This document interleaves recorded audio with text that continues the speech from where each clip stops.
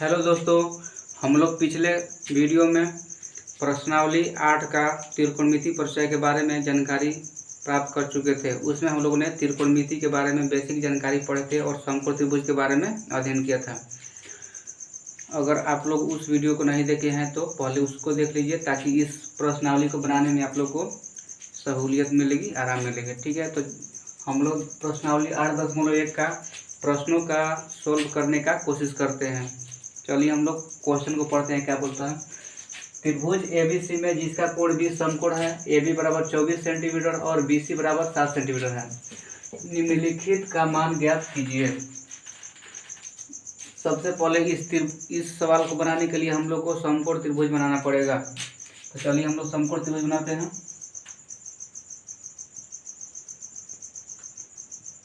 ये BCA, ठीक। हमने त्रिभुज ABC बनाया जिसमें कोण B मेरा समकोण है, ठीक। और साथ ही क्या बोल रहा है कि त्रिभुज में AB बराबर 24 सेंटीमीटर। तो देखिए AB मेरा ये भुजा है और बोल रहा है कि ये 24 है, तो हम लिख सकते हैं कि AB बराबर 24 सेंटीमीटर। BC बराबर 7 सेंटीमीटर, तो हम लिख सकते हैं BC 7 सेंटीमीटर, ठीक। उसके बाद हम लोग देखते हैं कि कर्ण के अलावा हमको दो भुजा, समकोण त्रिभुज में कर्ण के अलावा दो भुजा मालूम है, हमको कर्ण मालूम नहीं है, ठीक। तो हमको निकालना है साइन कोस।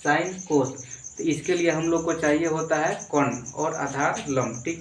तो लंब और आधार दिया है, हम लोग को कर्ण मालूम नहीं है। तो चलिए हम लोग कर्ण को पता करते हैं।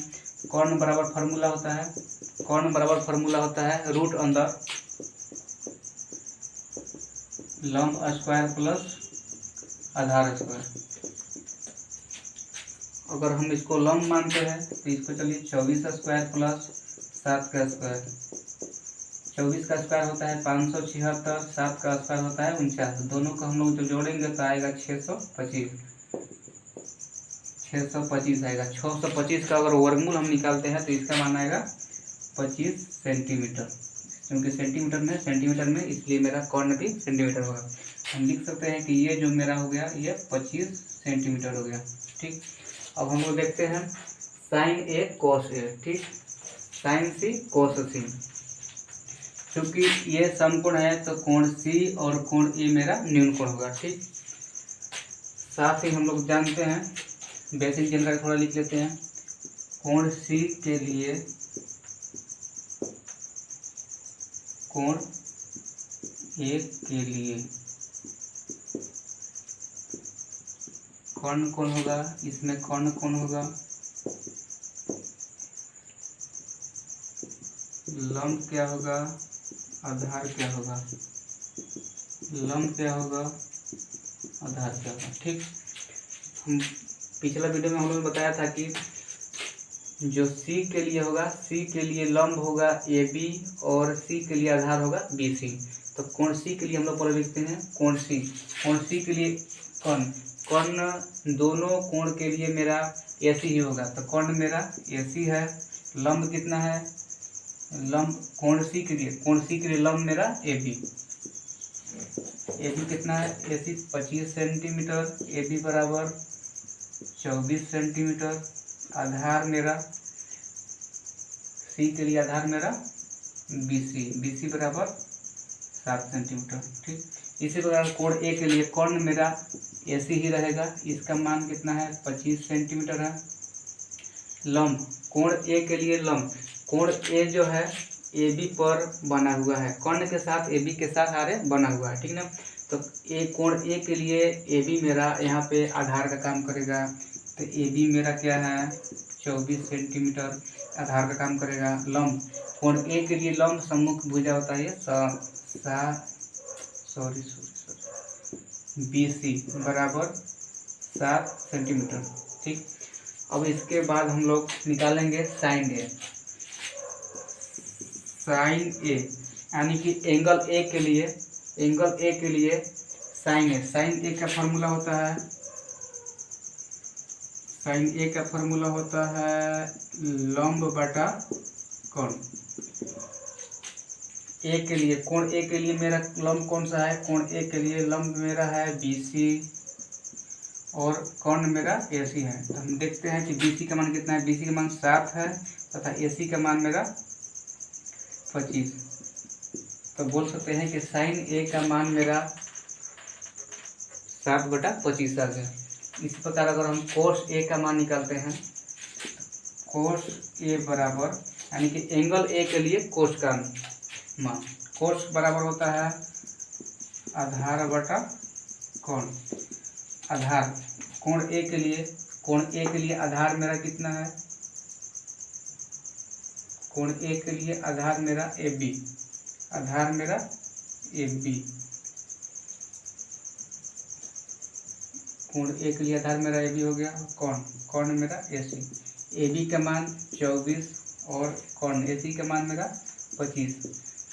तो साइन A का मान मेरा आ गया 7/25, कोस A का मान आ गया मेरा 24/25। इसी प्रकार हम साइन C और कोस C निकाल सकते हैं। कोण C के लिए मेरे को साइन C निकालना है, साइन C निकालना है तो इसमें भी फार्मूला वही होगा साइन का फार्मूला होता है लंब बटा कोण। देखेंगे साइन C के लिए यानी कोण C के लिए मेरा लंब का काम कौन करेगा, C के लिए लंब का काम करेगा मेरा FB तथा कोण मेरा AC। अब देखेंगे AB का मान कितना है। AB का मान मेरा 24 है तथा AC का मान मेरा 25 है। ठीक, तो साइन C का मान मेरा 24/25 हो गया। अब क्या ज्ञात करना हम लोग को, कोस C निकलना है। कोस C बराबर होता है, कोस होता है, कोस का फार्मूला होता है आधार बटा कोण, आधार बटा कोण। तो C के लिए, कोण C के लिए मेरा आधार का काम करेगा BC और कोण का काम करेगा AC। देखते हैं कि BC का मान कितना है। BC का मान मेरा 7 है तथा AC का मान मेरा 25 है। देख सकते हैं कि क्वेश्चन 1 का हम लोग इसका मान भी ज्ञात कर चुके हैं, इसका मान भी ज्ञात कर चुके हैं। तो चलिए हम लोग दूसरे क्वेश्चन को बोलते हैं। क्या बोलता है, बोल रहा है कि आकृति 8.13 में tan P minus cot R का मान ज्ञात कीजिए। ठीक है, क्वेश्चन के लिए फिगर बनाया गया है, फिगर दिया गया है। ठीक है, हमको निकालना है tan P minus cot R। अगर हम tan P का मान निकाल लेते हैं और कोट R का मान निकाल लेते हैं तो दोनों का अंतर ज्ञात कर लेंगे तो मेरा वही हो जाएगा मान, वही कुछ भी रहा तो लिखेंगे हल। ठीक, पहले P, अब लिख सकते हैं कोण P के लिए और कोण R के लिए, कोण P के लिए तथा कोण R के लिए। देखते हैं P के लिए लंब और आधार क्या होता है और R के लिए लंब और आधार क्या होता है। क्योंकि हम लोग को tan P और कोट R का मान ज्ञात करना है, tan के लिए और कोट के लिए भी हम लोग को केवल आधार और लंब चाहिए होता है। ठीक है, तो देखते हैं इस फिगर में कोण दिया है और एक भुजा दिया गया है, यानी कि हम इसको लंब मानेंगे तो ये आधार होगा, अगर इसको आधार मानेंगे तो ये लंब होगा। ठीक है, तो इसमें से हम QR का मान ज्ञात कर लेते हैं। QR बराबर यानी कि हमको ये निकलना है, छोटा भुजा निकलना है कोण का अतिरिक्त, तो लिख सकते हैं PR square minus PQ square. PR का मान दिया है मेरा 13 यानी 13 का स्क्वायर माइनस PQ 12 का स्क्वायर। अगर इसको आगे होल करते हैं तो 100 हो जाता है 169 100। इसको अगर हम घटाते हैं तो आ जाता है मेरा रूट के अंदर 25। अगर रूट 25 का हम लोग वर्गमूल ले लेते हैं तो आता है 5। हम कह सकते हैं कि जो QR का मान है मेरा 5 आ जाएगा, QR का मान मेरा 5 आ जाएगा। ठीक है, अब कोण P के लिए, कोण P मेरा ये है। ठीक है, तो कोण P के लिए PQ मेरा आधार होगा, आधार बराबर लंब बराबर, हम लोग को tan कोट निकालना है तो हमको केवल आधार और लंब चाहिए। आधार कोण P के लिए आधार मेरा PQ है, PQ का मान 12 है। लंब के लिए P के लिए लंब मेरा QR है, QR बराबर 5। ठीक, इसी प्रकार R के लिए, कोण R के लिए मेरा लंब हो जाएगा, आर के लिए लंब हो जाएगा पी क्यू तथा आधार हो जाएगा मेरा क्यू आर। ठीक, चलिए हम लोग सोल्व करते हैं। Tan P minus cot R. चलिए हम लोग मान लेते हैं टेन पी का मतलब होता है लंब बटा आधार, लंब बटा आधार। तो टेन पी के लिए लंब का काम पी के लिए लंब का काम करेगा मेरा क्यू आर, आधार का काम करेगा P Q minus cot R. R के लिए मेरा लंब कोट चाहिए, ठीक है, आधार बटा लंब। आर के लिए आधार मेरा क्यू आर हो जाएगा, लंब मेरा हो जाएगा पी क्यू बराबर क्यू आर बराबर क्यू आर का मान 5 बटा पी क्यू का मान 12 माइनस क्यू आर का मान 5 बटा 12। देख सकते हैं कि दोनों सेम चीज़ है, यहाँ भी कटा सकते थे लेकिन यहाँ भी कराएंगे। 5 बटा 12 में से 5 बटा 11 निकालेंगे तो 0 आ जाएगा। ठीक, ये हुआ हमारा क्वेश्चन नंबर 2 का हल। ठीक,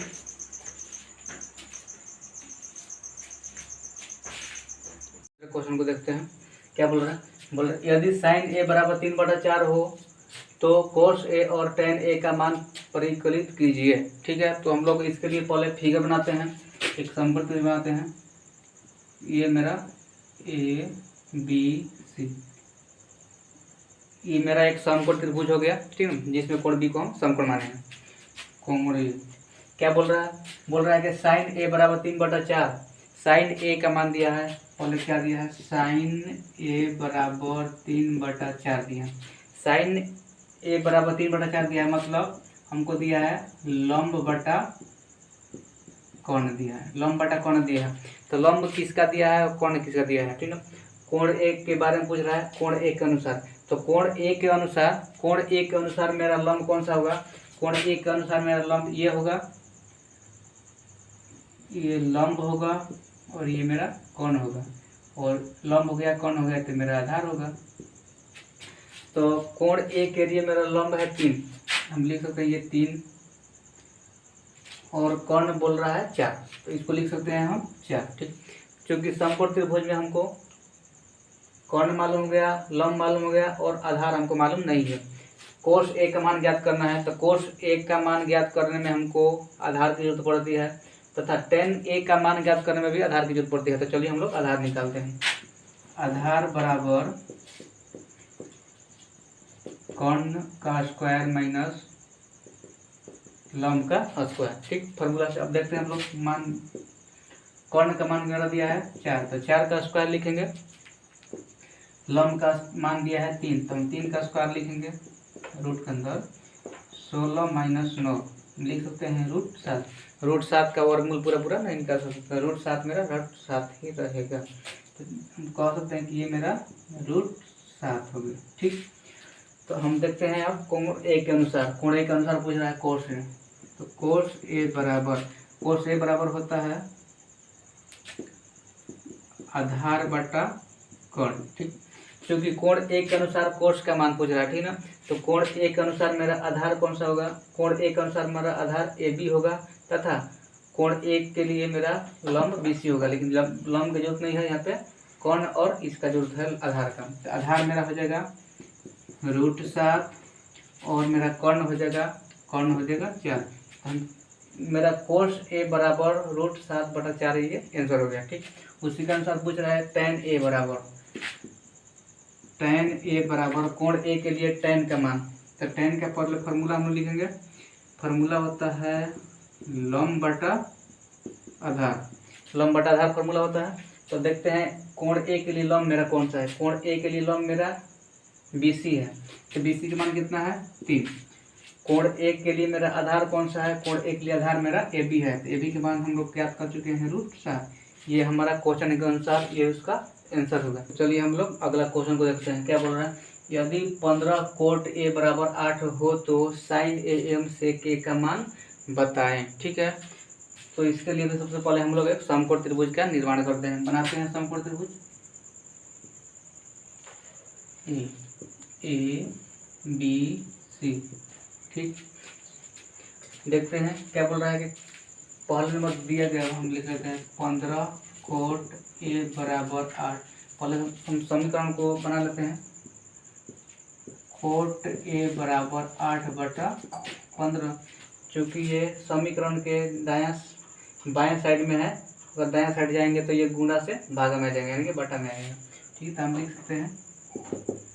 ठीक, इसका मतलब है कोट ए का मान दिया है 8/15। इसका मतलब है कि कोण ए के अनुसार मेरा आधार और लंब दिया है, यानी कि कह सकते हैं कि कोण ए के लिए मेरा 8 आधार है और 15 लंब है। ठीक ना, तो कोण ए के लिए मेरा आधार कौन सा है, ये 8 है, और ए के लिए लंब मेरा 15 है। ठीक, तो हमको क्या ज्ञात करना है, हमको साइन ए का मान ज्ञात करना है और सेक ए का मान ज्ञात करना है। तो इसके लिए हमको चाहिए कर्ण की जरूरत होती है। कर्ण चाहिए तो हम पहले कर्ण का मान पता करते हैं। कर्ण बराबर रूट के अंदर लंब के स्क्वायर प्लस आधार का स्क्वायर। देखते हैं लंब ए के लिए लंब मेरे कितना है 15, तो 15 का स्क्वायर करेंगे। आधार मेरा 8 है तो 8 का स्क्वायर करेंगे। ठीक, 15 का स्क्वायर कीजिएगा तो 225 आएगा, 225। 8 का स्क्वायर कीजिएगा तो 64। अगर इन दोनों को जोड़ते हैं हम तो आ जाता है 5 4 9 6 2 8 289 रहता है मेरा रूट के अंदर। अगर इसको हम वर्गमूल निकालते हैं तो ये होता है 17 का स्क्वायर, तो इसको वर्गमूल निकाल देंगे तो मेरा आ जाएगा 17।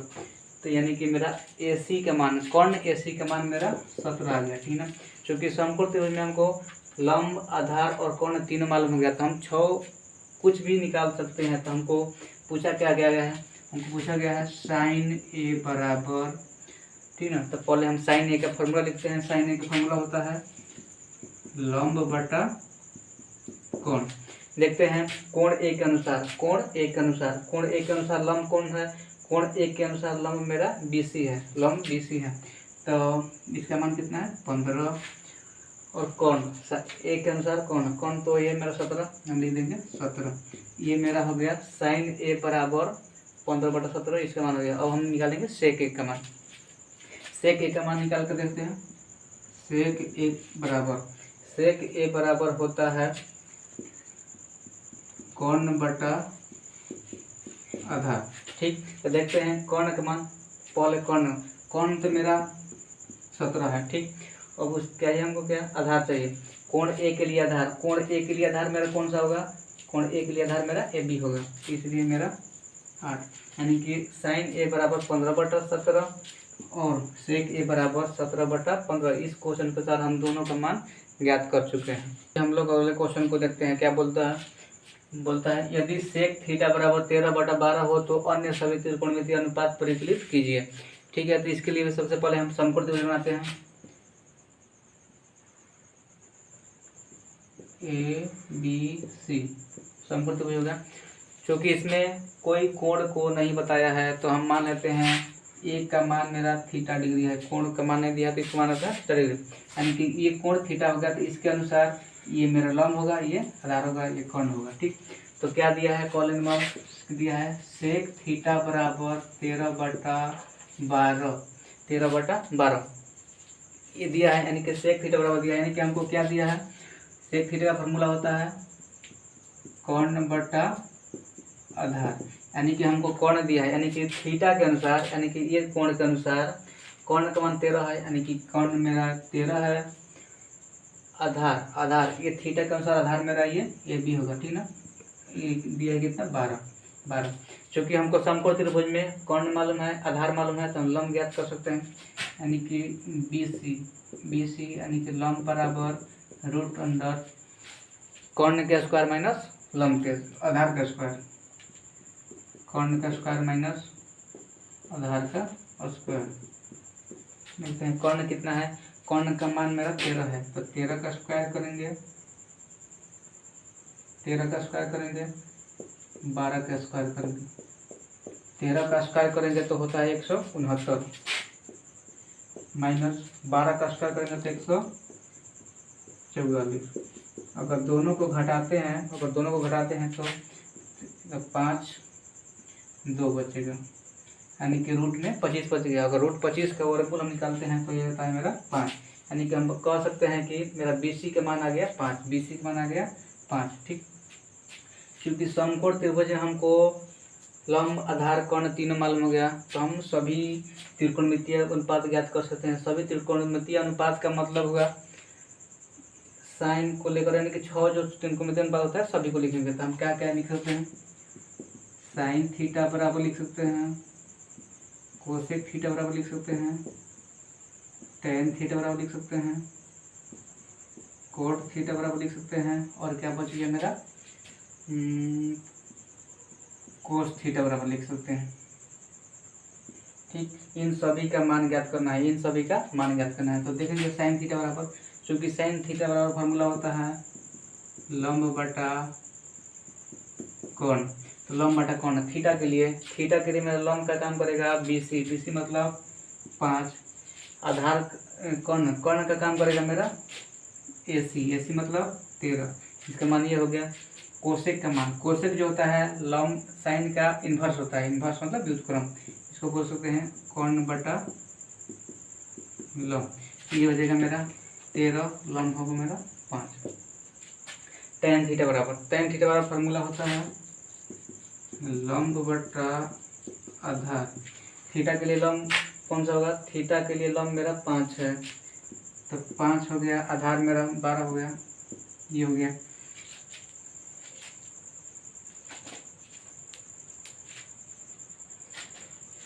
अब लिखेंगे हम कोट थीटा बराबर, कोट जो होता है tan का इन्वर्स होता है, यानी कि हम लिख सकते हैं आधार बटा